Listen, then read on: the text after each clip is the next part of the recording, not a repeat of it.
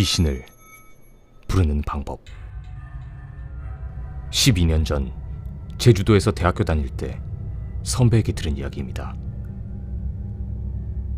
대학교 합격했는데 집에서 너무 멀어서 기숙사에서 살게 되었습니다. 기숙사는 방 하나에 3명이 살 수 있는 구조였습니다. 한 명은 복학한 2학년 선배였고 다른 한 명은 저랑 나이가 같은 동기였습니다. 같은 나이 또래와 이해심이 많던 형이 있어서였는지 3명은 금방 친해졌고 기숙사에서 몰래 술도 먹고 주말에도 같이 노는 사이가 되었습니다. 그러던 어느 날이었습니다. 그날도 평소처럼 술을 몰래 가지고 와서 치맥을 하고 있었습니다. 복학생 형이 무서운 이야기나 해보자고 해서 하나둘씩 꺼내기 시작했습니다. 그러던 중 동기 한 명이 자기가 살던 동네에서 쓰던 귀신 부르는 방법이 있다면서 이야기를 해주었습니다. 방법은 매우 간단했습니다.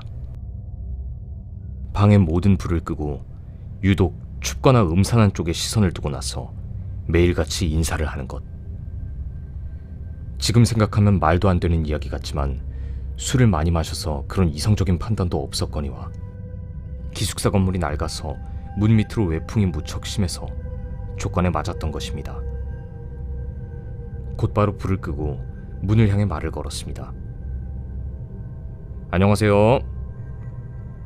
당연히 대답이 있을 리 없었습니다. 미신 같은 이상한 이야기였으니까요.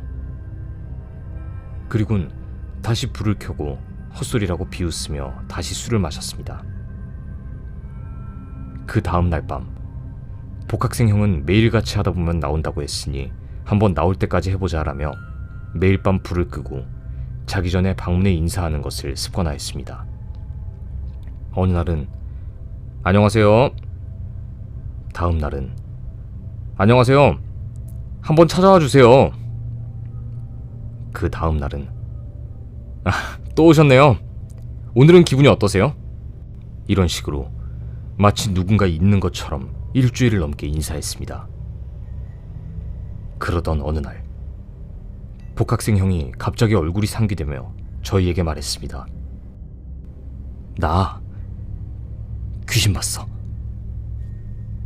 문 건너편에서 인사를 먼저 해왔다는 것입니다.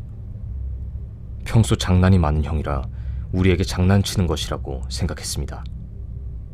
하지만 형은 무시당한 거라고 생각한 건지 버럭 화를 내며 저희에게 실망했다고 하더군요.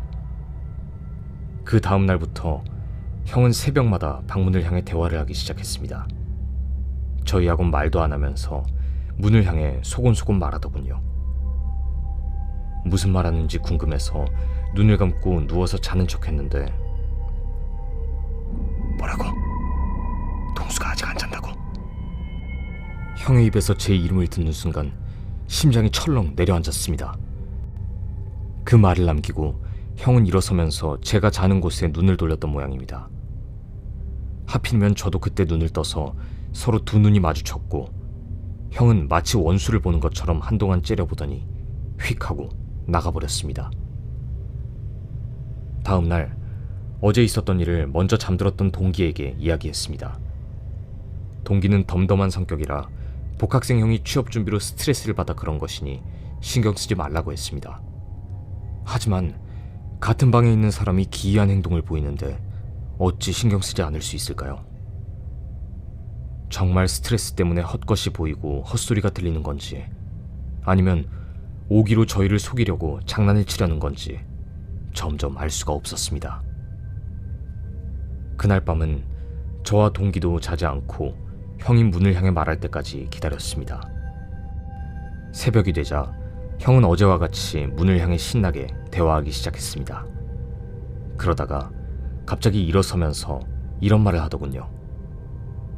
전 아직도 이 말이 잊히지 않습니다. 그래, 이젠 지겨워. 같이 떠날까? 지금 같이 가는 게 좋겠어. 이 말을 하고는 문을 열고 어디론가 가버렸습니다. 저희는 일단 기다려보기로 했습니다. 하지만 1시간이 지나도 형은 돌아오지 않았고 핸드폰도 계속 받지 않았습니다. 그때서야 심각성을 깨닫고 나가서 여기저기 찾기 시작했습니다. 기숙사 여기저기를 찾다가 결국 포기하고 경비 아저씨에게 이야기를 했습니다. 아저씨는 심드렁한 표정으로 스트레스 때문에 잠깐 나갔다 온 것일 수도 있으니 아침까지 기다려보라고 하더군요. 하지만 형은 아침까지 돌아오지 않았습니다. 하루 종일 연락이 없었습니다. 핸드폰 전원이 나가서 받을 수 없는 상태가 되자 저희는 그제야 경찰에 실종 신고를 하게 되었습니다. 그리고 며칠 뒤 옥상에서 형이 발견되었습니다. 형은 손목을 칼로 그어 자살했던 것입니다. 옥상은 잠겨 있어서 들어갈 수 없는데 형이 어떻게 옥상으로 간 건지 알 수 없었습니다. 경찰에게 저희는 그간 있었던 일을 이야기했지만 저희도 믿을 수 없는 이야기를 경찰도 믿을 수 없겠죠. 하지만 타살의 흔적도 없었고 다른 이상한 점도 없어서 취업으로 인한 스트레스 자살로 사건을 종결시켰습니다. 그 사건 후 저는 기숙사를 나오게 되었습니다. 도저히 그 방문을 바라볼 수 없었기 때문입니다. 지금도 가끔씩 자다가 형의 목소리를 듣는 착각에 깨곤 합니다. 형의 마지막 말을 듣고 말렸어야 하는데 말리지 못한 죄책감이었을까요? 아직도 잊히지 않습니다. 형이 아직도 정말 귀신을 부른 건지 자살인지 전 알 수가 없습니다. 하지만 소문이나 인터넷으로 떠도는 귀신을 부르는 행위를 하는 사람들을 꼭 말리고 싶습니다.